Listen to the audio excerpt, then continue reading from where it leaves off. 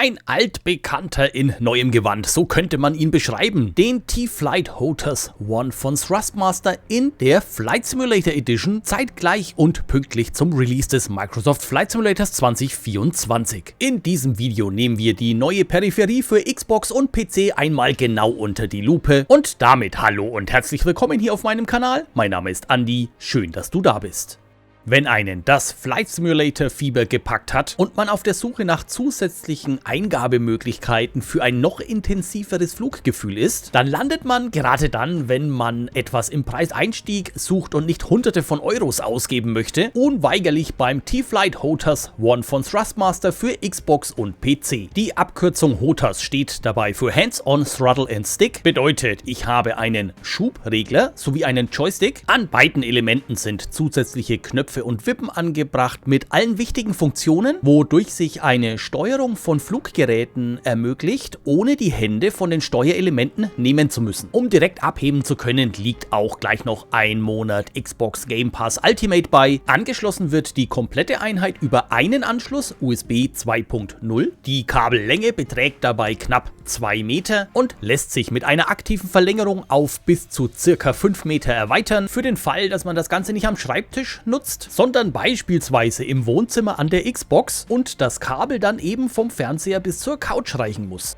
Insgesamt haben wir hier an Joystick und Schubhebel 15 Tasten, einen Schnelltrigger sowie einen Top-Hat-Schalter. Das ist, wenn man so möchte, der kleine Joystick am Joystick oben, mit dem sich beispielsweise die Kamera bedienen lässt. Insgesamt können 5 Achsen simuliert werden, einschließlich der Z-Achse. Beide Elemente lassen sich entweder fest miteinander verbinden oder wie hier gezeigt getrennt aufstellen und sind mit einem Kabel dann wiederum fest verbunden. Schick sieht's aus, das neue Design, wie ich finde. Jetzt werfen wir aber mal einen genaueren Blick darauf. Auf der Unterseite finden wir das Montagewerkzeug, das ist ein Imbusschlüssel, den wir benötigen, um die beiden Elemente mittels 2 Schrauben zu verbinden. Außerdem sehen wir hier eine Schraube mit einem Plus- und Minus-Symbol, über die wir die Zugkraft des Joysticks, der darüber liegt, einstellen können. An beiden Elementen befinden sich jeweils 2 Verschraubungsmöglichkeiten, um das Ganze irgendwo fest montieren zu können. Außerdem sehen wir hier eine Verstaumöglichkeit für das Kabel, falls wir beide Elemente miteinander verschrauben, was wir auch gleich tun werden. Das Ganze geht dabei denkbar einfach. Wir entnehmen den Imbusschlüssel, setzen die Elemente zusammen und ziehen beide Schrauben an. Danach kommt der Imbusschlüssel wieder an seinen Platz. Das Kabel packen wir in den dafür vorgesehenen Bereich und führen alles entsprechend zusammen. Das sieht nicht nur sauber aus, sondern es passt auch wirklich alles dorthin, wo es hin muss. Es steht nichts über und es wackelt nichts. Und auch wenn wir den T-Flight HOTAS One jetzt einmal richtig hinstellen, dann ist im Grunde von keiner Seite wirklich zu erkennen, dass sich diese beiden Elemente überhaupt trennen lassen. Das ist gut gemacht. Auf der Rückseite sehen wir jetzt hier im Übrigen den Kippschalter, den wir bedienen müssen, entweder auf PC oder Xbox stehend, je nachdem auf welcher Plattform wir hier unterwegs sind, das ist wichtig. Außerdem sehen wir hier noch den Anschluss für die T-Flight Rudder Pedals. Da kommen wir auch gleich noch drauf zu sprechen. Jetzt habe ich seit einigen Jahren den Standard T-Flight HOTAS One X und im direkten Vergleich gibt es hier kaum Unterschiede. Alle Knöpfe sind an der gleichen Stelle und entsprechend bedienbar. Es ist nichts größer oder kleiner oder irgendwie hinzugekommen. Dennoch konnte ich eine entscheidende Verbesserung feststellen. Ich kann jetzt nicht sagen, ob das bei den Schwarzen mittlerweile auch verbessert wurde, denn ich hoffe es sehr. Denn der Schubhebel hatte ab einem bestimmten Punkt, ihr könnt es hier sehen, immer die Neigung dazu, nach vorne oder hinten zu kippen. Das ist dann natürlich problematisch, wenn man im Grenzbereich irgendwo eine Einstellung sucht und diese nicht gehalten werden kann, da der Hebel nach vorne oder hinten weiterkippt. Und das hatte der Schwarze nicht im Laufe der Zeit, sondern tatsächlich von Anfang an. Ganz anders und wesentlich besser stellt sich die Situation nun bei diesem Modell hier dar, weshalb ich fest davon ausgehe, dass das mittlerweile auch beim Schwarzen gefixt wurde. Der Schubhebel ist jetzt ausreichend straff und kippt zu keinem Moment weder nach vorne noch nach hinten. Ein mögliches Setup könnte dann sowohl an Xbox als auch am PC wie folgt aussehen. Wenn ihr die Elemente getrennt lasst, passt dort dazwischen hervorragend eine Tastatur. Das Kabel zwischen Schubhebel und Joystick lässt sich perfekt darunter hindurchführen und hier sehen wir jetzt im Übrigen die einzige LED, die signalisiert, dass das Gerät betriebsbereit ist. Ansonsten leuchtet hier nichts weiter. Hier hinten sehen wir jetzt zwei Kabel ausgehend. Einmal das USB-Kabel, welches direkt zur Xbox geht, und das andere ist der Anschluss der T-Flight Rudder Pedals. Der Kippschalter hinten muss jetzt in diesem Moment natürlich auf Xbox stehen. All das lässt sich aber so 1:1 natürlich auch an den PC anschließen. Einziger Unterschied, der Kippschalter muss dann auf PC stehen. Die angeschlossenen Rudder Pedals stehen natürlich dann entsprechend unter dem Schreibtisch und ergänzen das System zusätzlich. Wer sich für die T-Flight Rudder Pedals von Thrustmaster interessiert, hierzu gibt es bereits das ein oder andere Video bei mir auf dem Kanal. Ich verlinke euch alles unten in der Videobeschreibung und hier jetzt eines rechts oben. Um euch ein besseres Gefühl für die Haptik des Ganzen zu vermitteln, habe ich ein paar Aufnahmen gemacht, was die Knöpfe und Schalter angeht. Spitzt die Ohren.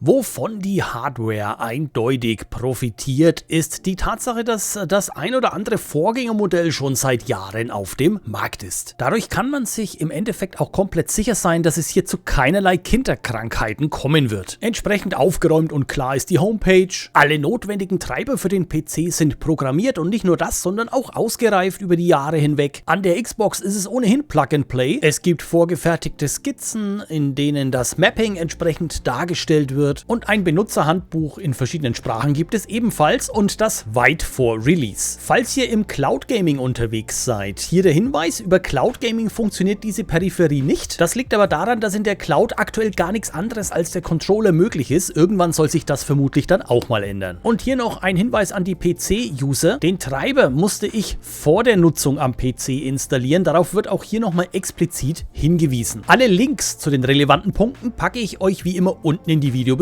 Und so gucken wir hier mal rein in die Steuerungsoptionen am PC im Microsoft Flight Simulator 2020 in diesem Fall. Zum 2024er konnte ich zum Zeitpunkt der Erstellung dieses Videos noch keine Inhalte zeigen. Solltet ihr das System im Zusammenspiel mit dem Microsoft Flight Simulator 2024 sehen wollen, weise ich hier schon mal auf die anstehenden Livestreams in der Releasewoche des 2024ers hin. Alle Inhalte in Form eines Livestreams findet ihr im Nachgang dann natürlich auch als Aufzeichnung bei mir auf dem Kanal. Wie ihr seht, wird das System am PC sofort erkannt und auch alle Achsen und Knöpfe und so weiter werden standardmäßig richtig zugeordnet. Gleiches Bild auf Xbox, auch hier wird per Plug and Play das System erkannt. Lasst euch hier nicht von der Abbildung täuschen, hier wird natürlich der Standard HOTAS angezeigt, also der schwarze, und da die T-Flight Rudder Pedals am T-Flight HOTAS One angestöpselt sind, werden diese zwar hier nicht separat erwähnt, sind aber einsatzbereit und voll funktionsfähig. Neben dem Standardprofil gibt es am PC und auf Xbox auch immer noch ein Helikopterprofil, welches fest verankert ist im System, und selbstverständlich habt ihr jederzeit die Möglichkeit, eigene Profile anzulegen. Sobald ihr also individuell etwas verändern wollt, könnt ihr ein Profil anlegen und dieses frei benennen. Und hier vielleicht der Tipp: Gebt dem Ganzen einen Namen mit Wiedererkennungswert, denn ihr könnt natürlich auch jederzeit mehrere Profile anlegen. In meinem Fall wähle ich hier ATV für Andiana TV, den jeweiligen Namen der Peripherie und dann eben eine 1, 2, 3, 4, 5, je nachdem welches Profil es ist. Zu empfehlen ist hier zu Beginn das Standardprofil zu wählen, denn alle Achsen und Knöpfe sind bereits standardmäßig hinterlegt.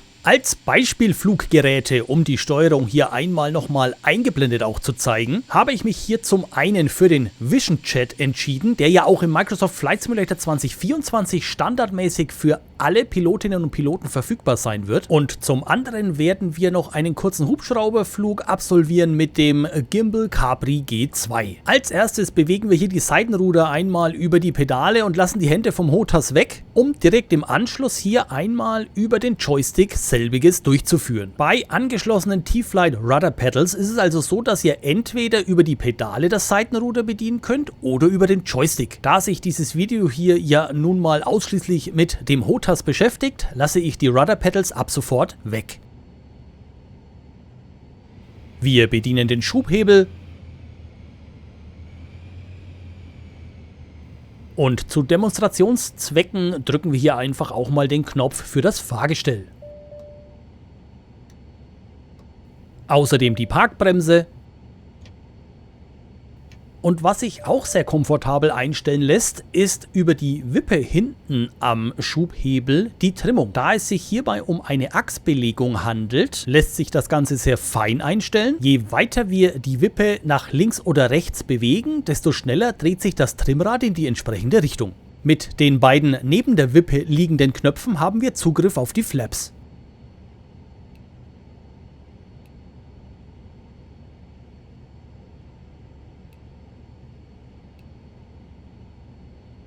Der kleine Daumen-Joystick oben am eigentlichen Joystick ist für die Kamera da. Hier können wir in der Innenansicht schnell nach rechts oder links gucken, beziehungsweise auch die einzelnen Kamerapositionen durchschalten.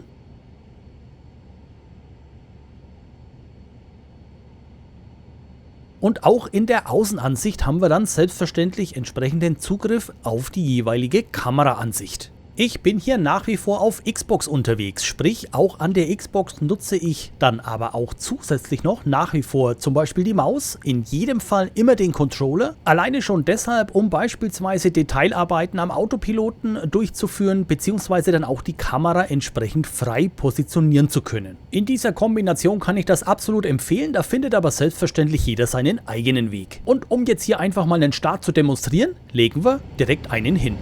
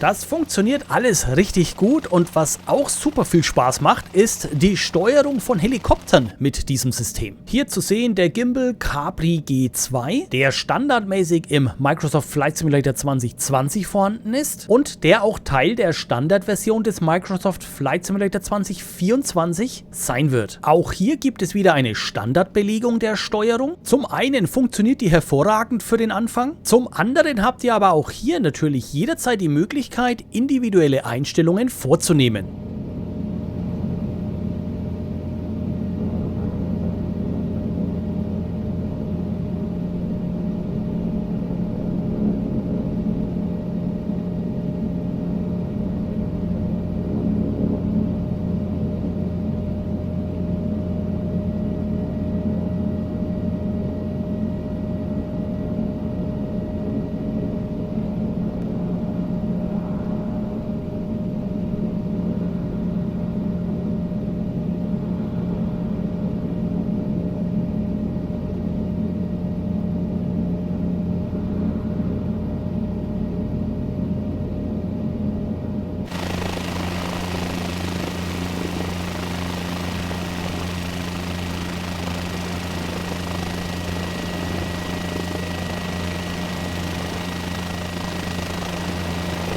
Am 19. November 2024 und somit zeitgleich mit dem Microsoft Flight Simulator 2024 erscheint die T-Flight HOTAS One Microsoft Flight Simulator Edition für Xbox und PC. Der Preis für dieses HOTAS-System liegt bei 99 €, womit wir uns im Preiseinstiegssegment für Peripherie dieser Art bewegen. Ich persönlich finde die Optik dieser Edition sensationell gut und absolut stimmig zum Thema Microsoft Flight Simulator. Auch die Verarbeitung überzeugt in dieser Preisklasse und auch die Tatsache, dass man dieses System erweitern und um die T-Flight Rudder Pedals ergänzen kann, ist für den ein oder anderen Hobbypiloten unter uns vielleicht dann in naher Zukunft auch mal ein Thema. Auch zu erwähnen bleibt schließlich noch, dass dieses HOTAS-System selbstverständlich nicht nur mit dem Microsoft Flight Simulator kompatibel ist, sondern im Endeffekt mit jeder gängigen Software für Xbox und PC. Details findet ihr ebenfalls in der Videobeschreibung. Wie gefällt euch die neue Edition von Thrustmaster des T-Flight HOTAS One? Schreibt mir eure Meinung sowie Fragen und Ergänzungen hier gerne unter dem Video in die Kommentare. Däumchen und Abo bitte nicht vergessen. Ich bedanke mich ganz herzlich fürs Zuschauen, wünsche euch eine gute Zeit und bin raus.